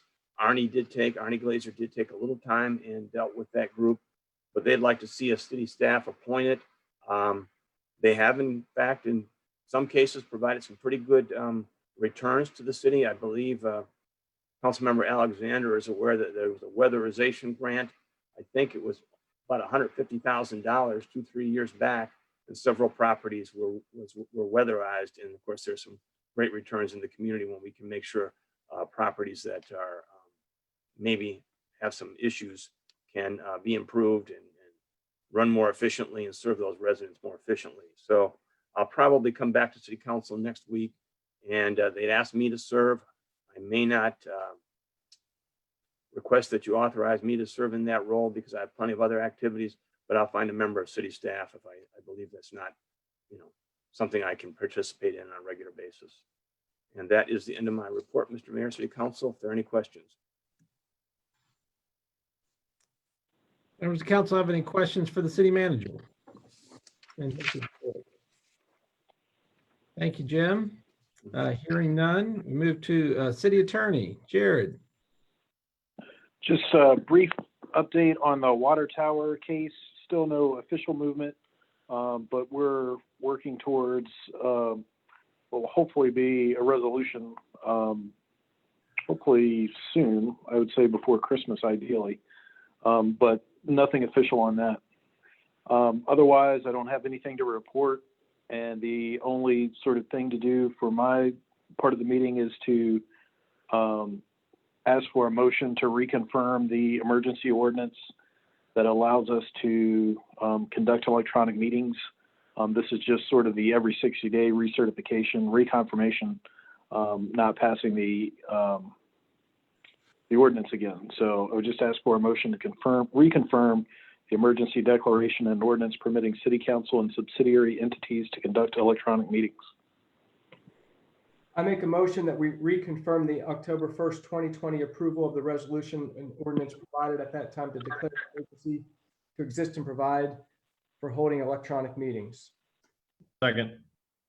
Thank you, Mr. Ziegler, for the motion, and Mr. Smith on the second. Any discussion? Hearing none, I'd ask for a roll call vote. Mr. Smith? Aye. Mr. Ayers? Aye. Mr. Ziegler? Aye. Ms. Strawn? Aye. Alexander? Aye. Motion carries unanimously. Thank you all very much, and we are reaffirmed. I think it's probably time that we begin looking towards the first of the year, perhaps, if there's no objection to having the city manager look at working towards in-person meeting for our January 7th meeting. Certainly to keep our eye on the COVID cases and the circumstances, but if things improve and we have the opportunity to meet in person, we may pursue that. Jared, did you have anything else for your report? No, that's all I had. Perfect. Yes. Thank you. Frank, Mr. Mayor, can I just ask, no matter what format we meet, I hope we'll continue with the Facebook streaming. Will that be the case or the plan? I would say that's definitely the plan. Unless someone has an objection, I think the city attorney's been pretty clear that we've started that precedent, and we would serve our citizens well to continue with that piece of it. Certainly it's broadcasting and recording. It will not be interactive as it hasn't been with this, but to be able to certainly observe the meetings as they're conducted. Absolutely. Thank you. Certainly. Any new business? I'm not aware of any that folks wanted. And with that, Jim has been with us approximately a year, and in his contract, we agreed to perform his annual review in May, but we felt it incumbent upon council to do a update and check in with city manager with his performance, and we were going to go into closed session to discuss that process and some of the documentation for the city manager's interim review. Nothing curious or perplexing or otherwise troubling, just part of the process, and opportunity for council to get together and review and firm up the process that we want to use for this interim review. And I don't anticipate that we'll be taking any action other than adjourning the meeting when we come out, but grateful for all the folks that have been here. And I'll ask Council Member Alexander to read us into the closed session. Move that Lexington City Council will convene in closed meeting in accordance with section 2.2-3711 subsection A, paragraph 1 of the Code of Virginia, a closed session to discuss the city manager's performance evaluation. Is there a Second. second? Oh, sorry. It's been moved in second. Roll call vote. Ms. Strawn, Aye. Mr. Smith, Aye. Mr. Sigler, Aye. Mr. Ayers, Aye. and I vote aye. And Ms. Hens is absent. Thank you. At the time being Mayor? 9:13 going into closed session.